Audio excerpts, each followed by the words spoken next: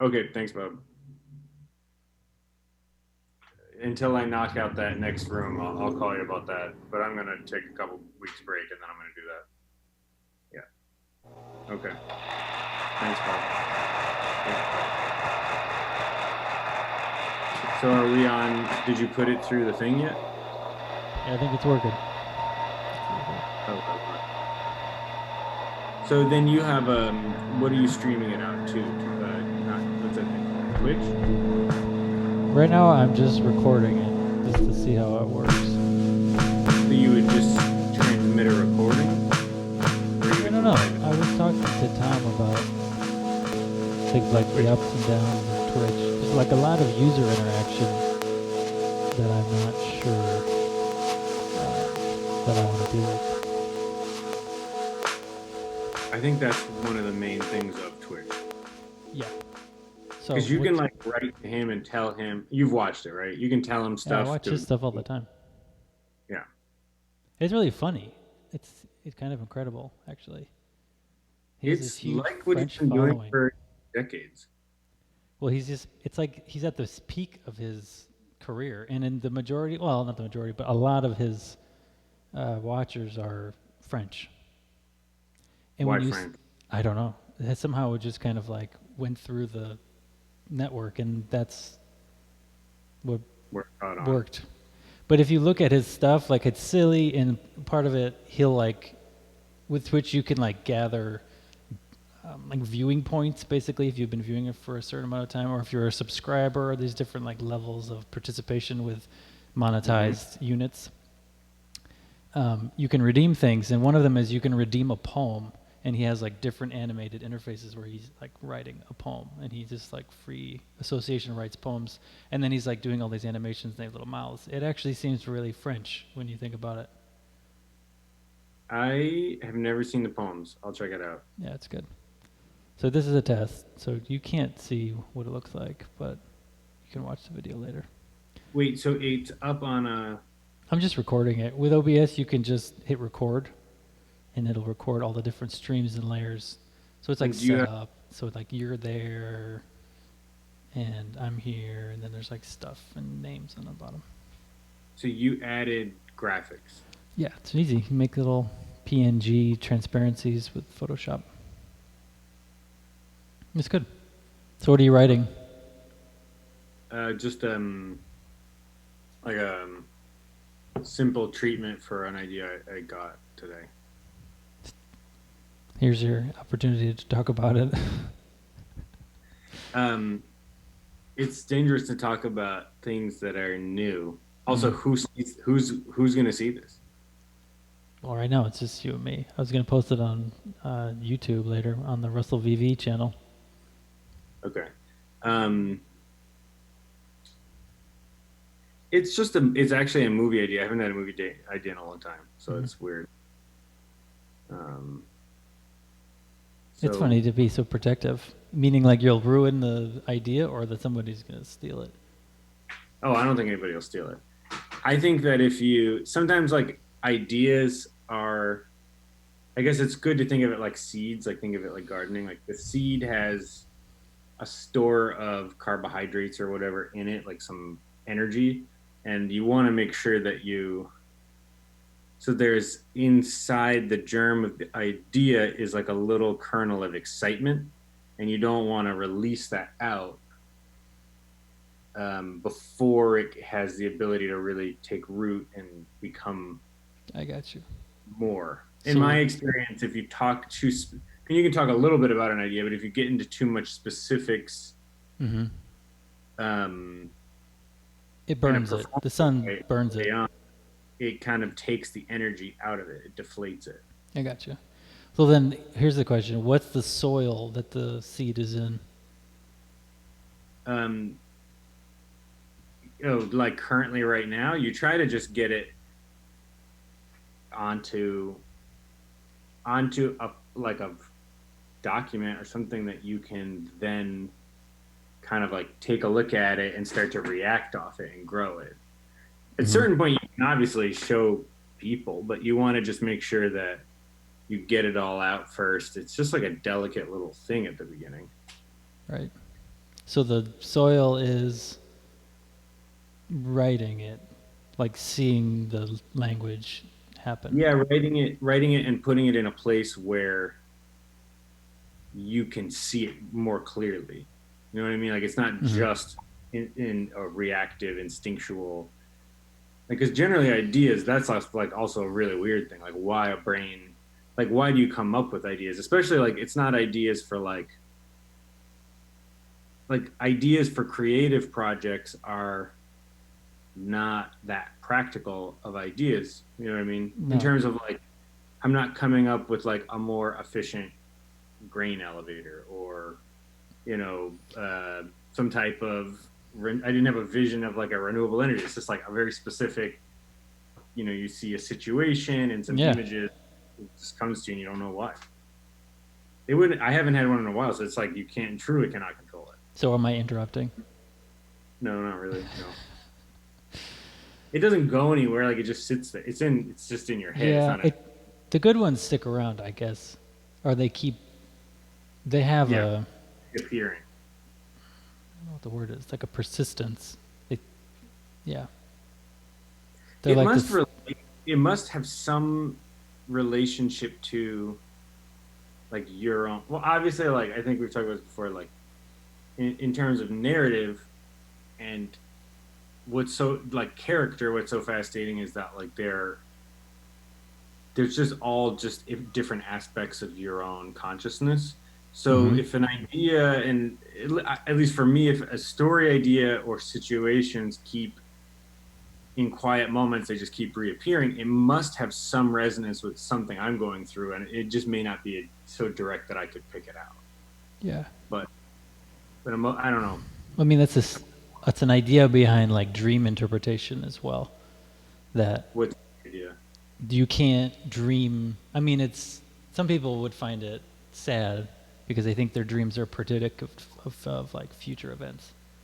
But it's Like like it's a dream interpretation idea where that you can't dream any character that's not a part of yourself. So if there's two people fighting in a dream, there's like an argument. Well, what does this person remind you of? What does this person remind you of? Is there conflict between those two like aspects of yourselves, or there's sure, but parts of your psyche? ultimately, what's like this is during the writing process. Mm-hmm. That's the truth of it. But the coolest part of it is when you finish your it doesn't have to be finished, but when you have a draft or you have something you can show of a story, like what you're saying, it's like, oh, you think it's this vibrant, real thing, but it's actually just an aspect of you as a writer or a creator. But then like people can read it and they're experiencing themselves through the character. So it's actually more like a kind of medium or like Mm-hmm. a container for everyone to project into and experience stuff. So it becomes other people's Yeah, self I mean, as they like that dream interpretation group that I was part of at the divinity school um, was that idea that you gave your dream to the group for a certain amount of time and then you would talk about it and there was like a ritual and then you would turn out of the group and everyone had that dream and those characters to project on and interpret as if it were their dream and then you get to sort yeah, of overhear them. that's exactly it. That's exactly it. Well, Yeah, that's what's cool yeah, about a story.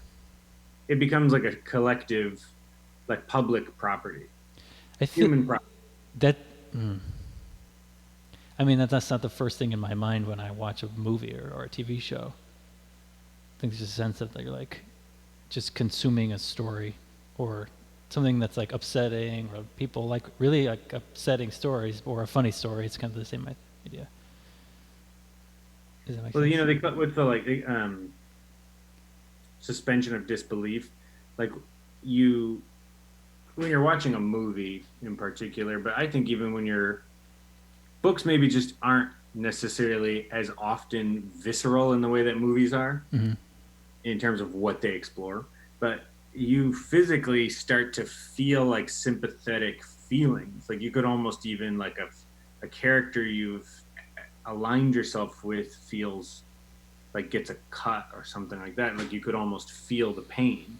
Or if someone close to them dies and they're grieving, you start to cry. Like you start to align your emotional experience with this thing. Yeah. That's what, so you don't you there's no room while you're experiencing it to think about, to marvel at how that character doesn't exist, at how, I mean, even in a documentary, like what you're experiencing is not No. the Yeah. person.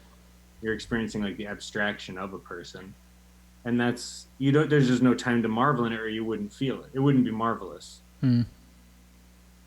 Yeah, that makes sense. Um, so let's pretend this is an actual interview. So if you had to give like a bio of yourself, Cal Robertson, what would that be? I don't have anything to say about myself really. It's not very helpful. Yeah, So like, yeah, it's I not was, very helpful. originally I was gonna, well, not originally. There's such a delay when I hear the monitor versus what I'm actually saying. So like really concentrate and not slowing down. Maybe you don't need the monitor. I don't, but then I'll probably move away and then I won't pick it up. Yeah, Uh, you need an the idea was that engineer. I was gonna have people write bios and then I would read them as like well, Oh, here's Joe Blow, and he went to AFI and got a master's degree in directing, and hmm, has a baccalaureate degree in linguistics and film production from Brooklyn yeah, College. Is that from the correct? CUNY laureate. CUNY CUNY back. baccalaureate. Yeah. There you go. So from the Northeast, New York City, and then LA, kind of Hmm. neck deep in filmmaking for a long time. Yeah. I mean, and yeah. Is that like annoyingly revealing? No, it's just, it is what it is. What is the thing that's funny is like I'm like I don't feel any self-promotional instincts at all, which is probably not great. But I've like just actively pushed away thinking about, like, so I was, because I was I just told you that I was switching, like I was posting pictures on Tumblr because I really like posting images. On Started Tumblr posting or it. Twitter? I just switched to posting them on Twitter So what's your because Twitter handle? I'm not even sure. We could look that up.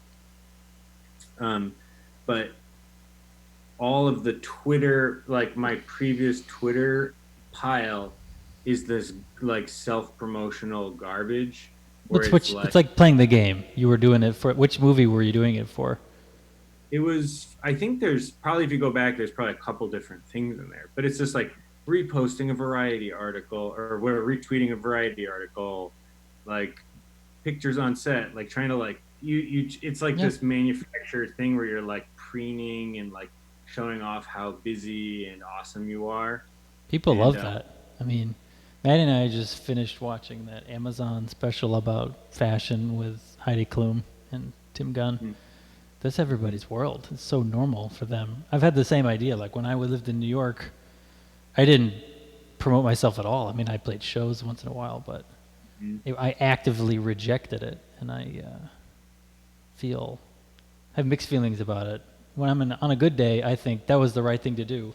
My art making had nothing to do with like becoming famous. I secretly, beneath it all, knew that it was actually about like discovering what was important to me and becoming who I am now, which is like a spiritual right. leader.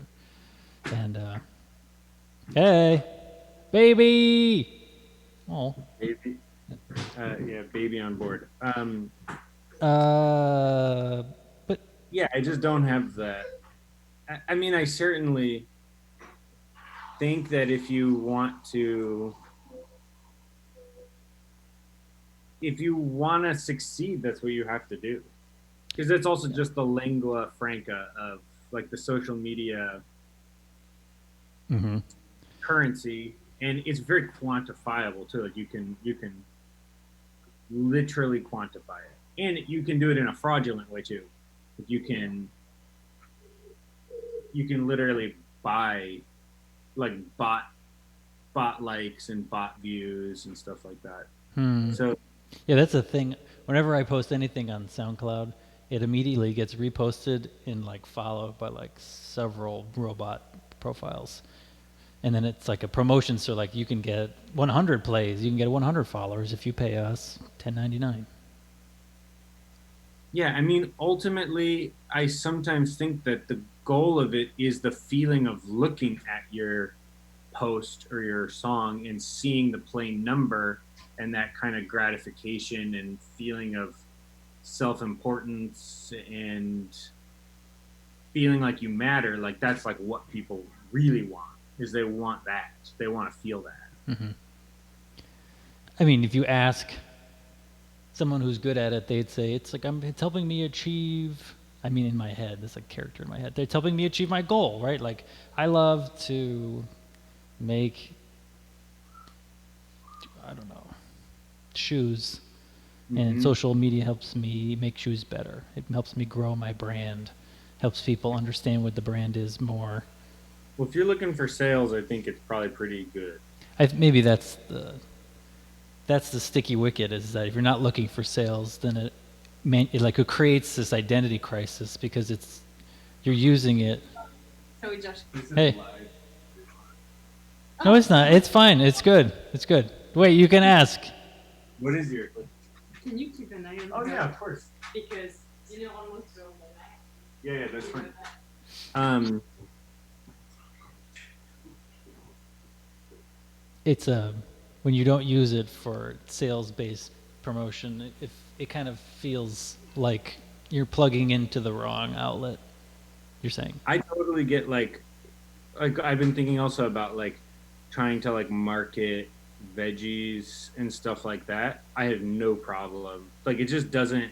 I'm talking about like I don't have an ethical problem with like other people doing it. I just more mean like personal hangups. Like I wouldn't have any hesitation to post about a product like something I want to sell Are you online. gonna sell shares of the CSA? It's complicated now with there's just everything that's going on and how Mm-hmm. it work, but we're gonna basically find a way and probably use Facebook and stuff to try to just sell shares. So then that really sort of makes what we're saying true.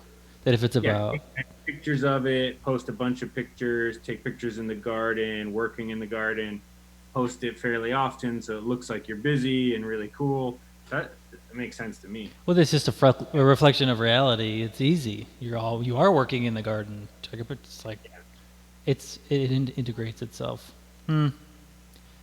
Wait, this came from talking about Twitter and filmmaking, and that promoting Oh yeah, yourself as a filmmaker is gross. You felt. at least it felt gross, but also like I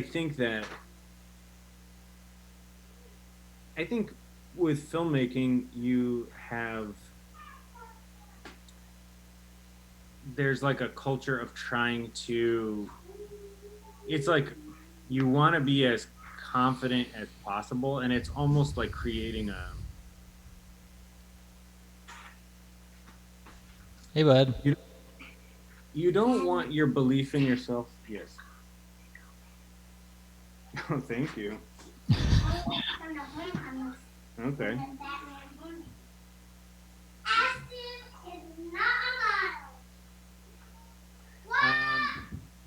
Whoa. I think there's a I think there's like an ugly kind of self-confidence that's part of it. It's like an unflinching kind of yeah, like a self-induced arrogance that is part of creating a successful persona. And I think that it's just disconnected from like I think that bettering yourself as an observer of the world and as an artist is all about like humbling yourself and Hmm. going lower and lower. And so they can never connect because Yeah. it's almost like an orthodoxy. You create an orthodoxy out of yourself. You have this very rigid sense of your own self-worth and you can't it can only hollow you out in time. Yeah. I think, I mean, so the idea of the path of descent obviously has a lot of different religious traditions that would talk about that. I mean, it's like the central thing with Zen, forms of Buddhism. And It's probably pretty universal in all of those different, yeah. traditions and religions. But then there's like these artists that you hear about. I'm thinking of painters who do that and then had really savvy and outgoing handlers. And Yeah, it's like this, probably and people that's like figure. the dream, when you were like, when you come out of school, when I came out of school, I was like, well, I'll just get that. I'll just like be myself and everything will be fantastic. And they'll discover how much of a genius I am and someone else will do all the work. But that's just not how it works. Yeah, no, I mean maybe it does work like that for some people, but Yeah. ultimately you just can't control any of it. No, that's for true. So, and it Um, doesn't really matter. It's just painting or it's just movies. It's not that important either way. I mean, I've been thinking about all the work that I made before, and at least like this week, I mean, this whole thing has given me lots of time to be introspective more than I already am. And I had been beating myself up about it because I feel how you feel on the one hand, which is like I can't promote myself. It just wasn't going to work. And then I have all this work that feels wasted, like it's just sitting there on the internet, like Mm, over a decade of records. And that the amount of it is embarrassing. mm-hmm. Um, but now I feel like it was stepping stones. It's a cliche, but it really feels like that I was doing this like shadow work, or I was exploring. Like if I think about my call to ministry, it came directly out of making paintings and sculptures. Like I was making paintings of like old pastors or of old churches, and it all kind of made sense. And along the way, I lost the path of breadcrumbs, and I started to believe the hype about the church and all those things that are painful now. But if I can find that trail of breadcrumbs, it's pretty straightforward, and it wasn't about being famous or like being an awesome artist. It was kind of just this organic way of making sense of the world. I mean, So filmmaking is tough though because it's so much more work than just having a studio practice and discovering yourself. yeah, you do have to convince. I think best case scenario is that you get so excited about an idea and you've developed it to the point that it's ready to move forward, that Hmm. your excitement about that idea makes other people excited about it, and then kind of things move forward. But it's always, you never want it to be, or at least I don't think you would want it to be about your kind of, what would you say, like persuasive, or like it should be about the idea, like the idea should be the thing that people get excited about, not your sort of not you as a fraud. That becomes its own idea, right? When people are like, "I want to see the next dot dot dot movie." This David Lynch is a perfect example. Even though he has pretty good ideas, you and I both like him, but people also see his movies just because of him. There's this other Right. layer over on top of like his career that people are Mhm. following. I think I think one of the tough things also is like it just takes a massive amount of resources, and like it's very hard to just do it yourself. Yeah, Like, it's almost impossible. filmmaking. Yeah, Yeah, you I can't. thought you meant like self promotion, but both, I think. I Again, I don't know enough of. I mean, I guess I know about it from like work stuff that I've done with other brands, or like helping other people Yeah, promote I things. was gonna say, do you feel like your queasiness is because in a lot of ways you're really involved and know exactly what you should do and how online Yeah, I feel, and social media definitely. content is created and targeted.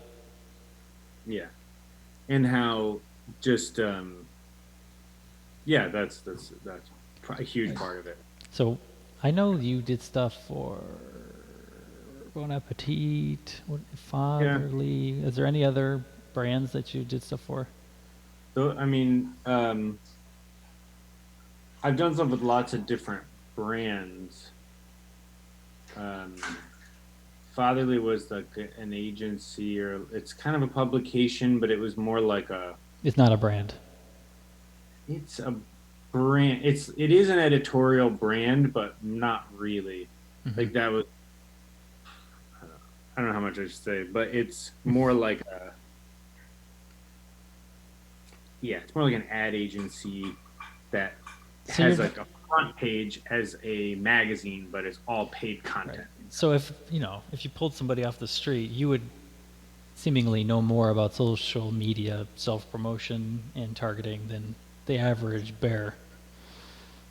Wait, Yeah, that doesn't make any sense. You pull somebody off the street, you would know more than them, and they are an they average bear. probably know. And about I also know a lot about YouTube specifically, like how YouTube Oh, you can works. help me with these videos.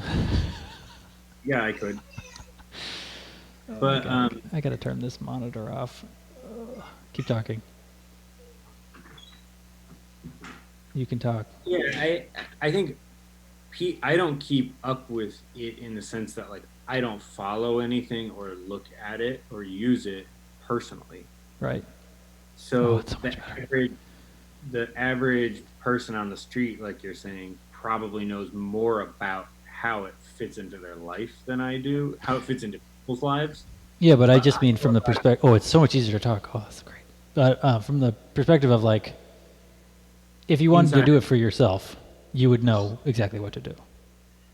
Yeah, I think I would know what to do. Yeah, But the point is that it just doesn't feel right. It like it's. I think I've just seen too much of like how obsessed with the quantification it is. Like how you like worry that little. you would get obsessed with it. I just think that that's what it is.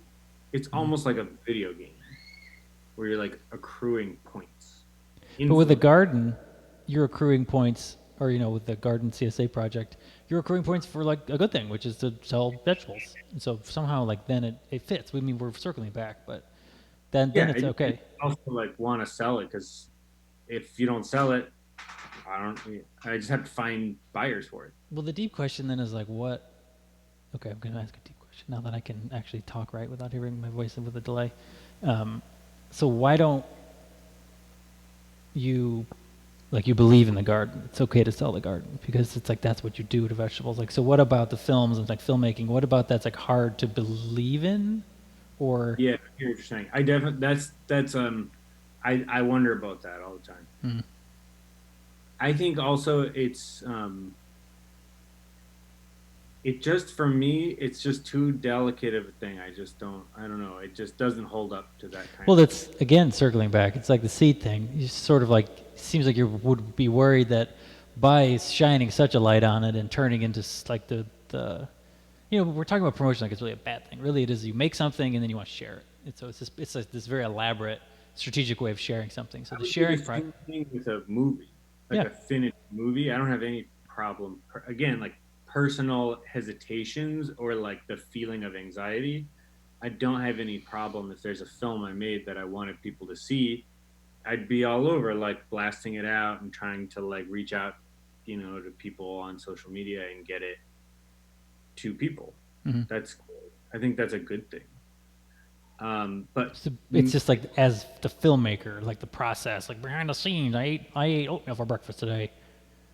yeah, and it's the kind of thing too. Like I'm sure in other industries people talk about this, but it's like you kind of like joke about the people who are always like social media posting on set to kind of constantly. It's like people talk about like, God, I don't know what this means anymore. But people will post pictures of themselves on vacation and like you just get this feeling like everyone's on vacation all the time except Mm-hmm. me. It was very boring.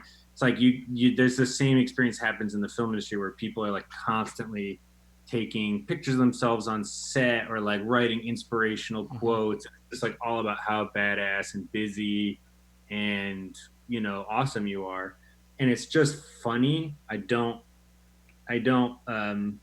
it's just funny. It's just funny. No, I get you. I mean, when this all started, I started an Instagram for church, and Hmm. there's pastors that do the same thing. That they're like constantly like posting like selfie videos, like skateboarding with their kids, and like their lives seem so cool and connected. And they post all these things, and they go Instagram live, and they have these like talks and all this stuff I could never do. And I'm like taking screenshots of Richard Rohr meditations and posting those, and like doing something. It seems like I have a purpose now, at least insofar as like I can't have face-to-face interactions with parishioners, and I want to share some kind of like this is my spirituality, this is where I'm at. But it's so janky and like full of holes. I can't do it all the time. It's but there are, just like you're saying, with filmmakers who are badass, and they have these awesome social media presences, and it's for people like us. I think it's pretty transparent, but for a lot of people, they're like, it's cool. Yeah, it just seems fraudulent to me. It's Even part of if they are yeah. genuinely doing well, it just makes you realize like that's all temporary. Also, it's Mm. just seems silly. I do think it's really dangerous to package up your personal life too much and put it on social media. Dangerous, not in a like someone will stab you way, just No. dangerous like personally. It's dangerous to plug too much of yourself into it. What's I just mean, not real? there are lots of YouTube channels that are just families like basically putting or people putting their life Yeah, on I there, mean, on Twitch, and that there's can like continue very.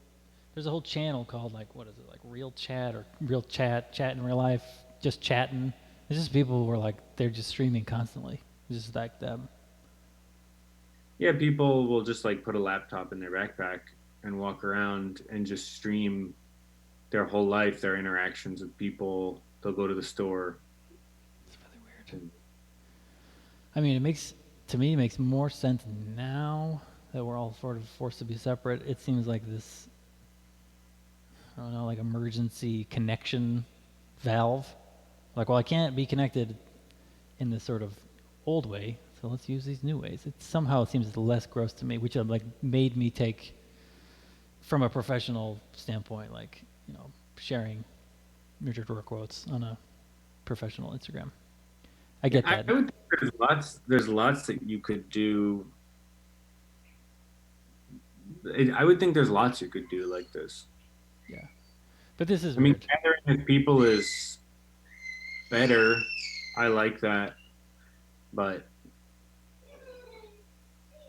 you also I would think right now you have people's attention in a different way. Well, it's a weird thing. Like if you talk to like Maddie was talking to Anna, who lives in what, like The Hague or something. Like Germany or something Yeah, like that. and it's like she's in this under the same quarantine. Everyone across the globe has the same experience. So, like you're saying, it does somehow make more sense now. The globe is like experiencing the same restrictions for the most part, obviously. But anyway, I feel like this has come too far into social media. I really don't imagine you thinking about it that often. I guess you do a lot of work for it, but I mean, it doesn't. How much does that factor into your like everyday bandwidth? It's like, Zero. yeah. I don't think about it at all. So that's kind of an artificial thing to talk about then. Yeah, I don't care about it. Yeah. Except for posting pictures on Twitter. I just like posting pictures. Yeah. I mean, I it's. I think that there's a lot of different ways to use the outlets, and Yeah. they're not all figured out yet. But anyway, I especially like pairs of pictures, like putting two pictures next to each other. yeah. It's always very, yeah, it's really exciting. You can see the way that different, yeah, they react off each other, and you see different things in them, and you can mix and match and start to like scroll through, or I guess recombine and look at um, images and how they work in different contexts, and it can be really fun to see when it comes alive. So I like doing that. Yeah, that is special. I had that blog spot that I did that with for a long time. Mm-hmm. That was fun. It still Yeah, I did exists. on Tumblr, but I don't know yeah, if you the can. time. I mean, my What? Oh, you on Tumblr? I Yeah, yeah. look back at that Tumblr, and it's like that those posts mean something to me. They really do. What you did? Like, Did you delete the account, or you just kept it there as like an oh archive? no, it's up there. I just stopped posting on it. Hmm. I You know, mean, because you want people to see it, because I'm, it's neat to you and it speaks to you, so you want to share it. so why? I really don't want to keep talking about social media, but it kind of just keeps going there. But like, why shift then to if the format works and if it's an archive? I just don't think people look at Tumblr. Yeah, I mean, there's still a subset of people, but it definitely died. Yeah, maybe I don't know what their actual numbers are, but it just seems It was when Yahoo bought it, and then they banned nudity, and that was the end. people got mad.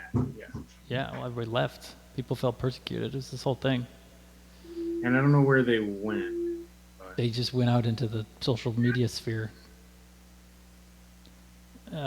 Okay. Well, I mean, we're getting on 40 minutes here, so let's see. that's a long time. It is a long time. Final thoughts. I didn't prepare any questions because this was just a test. So let's I have see. no final thoughts. If you think of a final question, though, That's what I'm trying to think of. So, working on an idea. Still a filmmaker. That's a thing. yeah, yeah, yeah, yeah. I mean, why don't you talk about agriculture then for like a second? That's obviously like, I think, if speaking of like mind bandwidth. I spend most of the time thinking about gardening. So the last I knew about your backyard was that it was you were inspired by this sort of maximizing the output per square foot, right? And there's a person that kind of just wrote a book. At first, I was just growing stuff based on this book I read by Brett Markham, and then it. I had a visit from my friend who farms, and then I was able to kind of see that you just can get way more. You can grow way more stuff in a smaller space than you think, and like you can grow it with a lot of care because it's right there. I mean, I think even vegetable growers who are growing on, you know, acres can put a lot of care into it. Yeah. But it's surprising how much you can get out of. I don't think anybody has any idea how much you can get out of a small space. How many? Like, what is the? It's like a half an acre back there. It's more than half an acre back there, but yeah, a little more than half an acre. And And what? you could, Sorry, go ahead. and you can also think of it in terms of like the paths between the beds. Like, do you count those or not? I mean, I'm not. Oh, I mean, so you're counting like the cultivated. I don't know what you call it, the cultivated land. I just meant like the actual plot. Yeah, I mean, we're an acre entirely, and so it's more That's in than like half. the front yard and the driveway and yeah. Yeah, So it's like a half an acre of like planted stuff, maybe yeah, more. it's probably half, maybe a little more Hmm. of space and I'm also like running chickens back there, for meat and for eggs. So part of it is for that, and then yeah. That's cool. It's also neat because it's mentally a challenge because it's just constantly learning stuff about how to do it right and do it better. This has been like years in the making, right? It started with little raised beds and Yeah, it's been like a constant progression for I guess probably 5 years. and then the I goal. mean, The 2 years. Do you think like the CSA thing is like a achievable goal now, or is it like a more of like a down the road thing? No, we could. I think we could do it. I don't know that we'd be the best at it. The CSA model is also risky because you're taking money up front in a season and essentially guaranteeing people Hmm. a certain outcome. It sounds Uh, stressful. yeah, there's a lot of planning involved. That's easier on your end as a grower when you're thinking in because I don't know like what the demand for X, Y, and Z might be if I was running it all from like if I set up a vegetable stand, like I don't know what it would be, but I do know that if like I'm growing, crop A, Hmm. going to be ready, it's harvestable for X number of weeks, and I have so many members. I know I need to grow this many plants and factor in so much extra as a contingency, and then I can figure out how much space that takes and when I would put it in the ground and then when I would start the seedlings and when I would prep the bed. You can start to like think of it all in a big picture because I just don't understand the demand of what people might buy or not.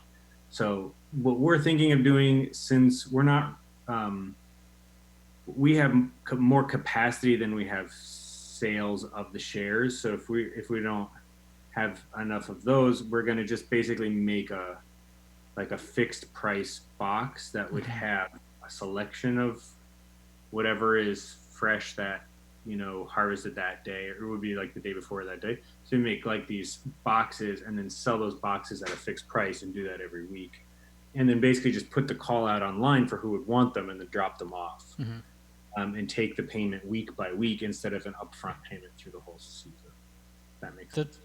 sounds, pretty thought out. But that's like, what would be the obstacles there? Like, There's no obstacles really at this point. It's just about finding buyers, which I think if if the goal is, we don't have that many like we haven't planned enough to sell that many boxes per week. So if we pack these boxes and we want to deliver them all on a Friday or whatever, mm-hmm. um, on a Thursday we would put out, or Wednesday, Thursday, we'd just start putting out the call for people who would want to reserve it until we sold out. And I mean, just drop sounds good. them off. I mean, we'd start with friends and stuff, I imagine, and neighbors. Yeah, I think so. But when you post, like, there's some kind of bigger groups that are parents of Stratford, where like parents of the area, and they may, I don't know. I feel like it might spread beyond people we know pretty That's cool. quickly. Yeah. Not sure. I mean, there's obviously demand, especially now, for like produce. I mean, when we try to get produce now, it's like We sell out of eggs all the time because I guess there's there's real food shortages here. I don't know in all the country, but here there's hmm it's you don't get what you well, the want. supply chain's all screwed up. It's not calibrated like the way it used to be. So yeah. Um, It's both, yeah, that the supply chain, like the demand is different than what they had planned for, and I think there's also some supply issues mm. with. Yeah, I've definitely heard Well, about eggs running out. That's a thing, right? eggs. People want eggs. They text us and we bring There you eggs go. to them. Well, like everybody's baking. It's like a huge. People like baking, Yeah. and I they mean, that's like really making. cool. It's a bit, I mean, are you creating relationships with the people that are buying eggs, or is it kind of just like honor system with like a cooler out front? No, we're dropping them off to Oh, people. okay. They're kind of picking them up. I haven't done the honor system thing yet. Well, you always see that when you like go driving around, like Yeah, in. I think that would not be a bad idea, and we probably will do that. And I think we're gonna probably put a sign out and try to just sell veggies out front too. But I don't know. That's I really mean, it cool. is very new. I've never done it before. But you get to a certain point where just like, why not just try it? These are pretty gradual as well. Like it's not like you We planted a Yeah, garden this year for the first time ever and decided to sell it. It's been like no, very we've been incremental. scaling it up and up, and then eventually we got to a point where we were growing like really like a lot of our food, you Mm-hmm. know. And and last year we especially were just growing so much of our food, and we had so much extra. We were constantly giving it away to people. Right. So We it's just just fun we to, just like cooked start. a what are those squashes called? Butternut acorn. Butternut. was one of your Acorn, butternut squash. We like cooked it like a week ago. kabocha, butternut, It's like orange inside, orange inside, and kind of like beige. yellowy beige. Yeah, that's a butternut squash. Yep. Yeah, we still have a few. Those are almost gone. The other funny thing is like all the stuff we preserve for ourselves, we're essentially running out of it now. So we'll have a few. I'm very much craving greens. I'm like walking around out back and just eating dandelion greens and eating them. Yeah. Or like when you thinning out plants like radishes and beets, so you just like eat them. You just want that, That's cool. you know. Yeah. Yeah. It seems we've just been like ordering stuff online, and getting produce is not easy because it's all like you miss your. I don't know what's called. Whatever. They get text and it's not available anymore. So Yeah, like they want to do substitutions and stuff. Yeah. I But think there's supposed to be like a nationwide delivery strike because of worker abuse, but yeah, and also like so much of it is being done now like through things like Instacart, which is really just like it's just a person who's marginally employed. is that like a Like gig thing? Is that like it's like an Uber driver of a grocery shop. I didn't know what that was. That was on the top of this like boycott today. I think it was today or yesterday. People shouldn't just boycott it. They should literally never use that again, and that thing should be destroyed. That thing should just not exist. There you go. I hadn't heard of it till today. I didn't realize it was like a gig thing. So these are people who are like scraping their income together and they're like, I'll go shopping for you. It's like, yeah, you don't feel safe going to the grocery store. So you are separated from this person via an app and you don't aren't accountable to that person and you maybe don't even feel anything because you don't even realize it. Right. But there's no benefits. There's no business infrastructure, obviously. Yeah. And that person going in there is getting paid. I'm sure if you broke it down, because they're not getting any expenses for their driving around paid less than minimum wage, probably. That is ridiculous. They're getting paid nothing. They get no benefits. They're absolutely not. Instacart is not accountable for them in any way.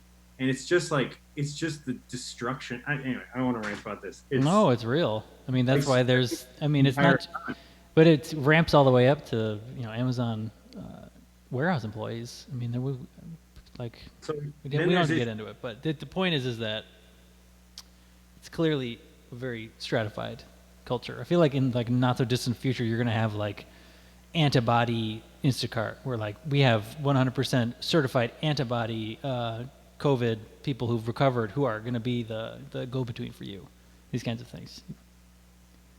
Yeah. So that means that people will like expose. This makes me think of like Clockwork Orange, where people will expose themselves. Right. They'll have like exposure parties, and so that they can get these different gig economy jobs. I mean, yeah, it's like a sci-fi story.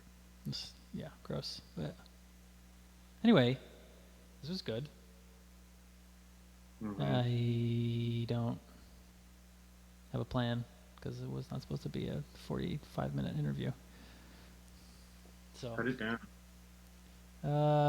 Well, I'll let you go. You have to keep working on your seed idea. This is the metaphor. We've come back around. Seed, filmmaking. Mm-hmm. It's all integrated. It is integrated. Do you have any final thoughts you want to leave our viewership here? The viewership of 2 currently. No, I'm just gonna go get a beer. Mm-hmm. That sounds good. It is 5:00. It's beer time. Ooh, it's late. Dang. Okay, here we go. All right, well, I'm gonna press stop and then, it's gonna be a huge file. We'll figure out how I'll get it to you. You'll see it someday. Okay. All right, signing off. See you later. You need a catchphrase. Signing off. Yeah, I'm gonna put this music on now, but you can't hear it on your end. All right. Music's on? Sort of. Okay. Bye. See ya.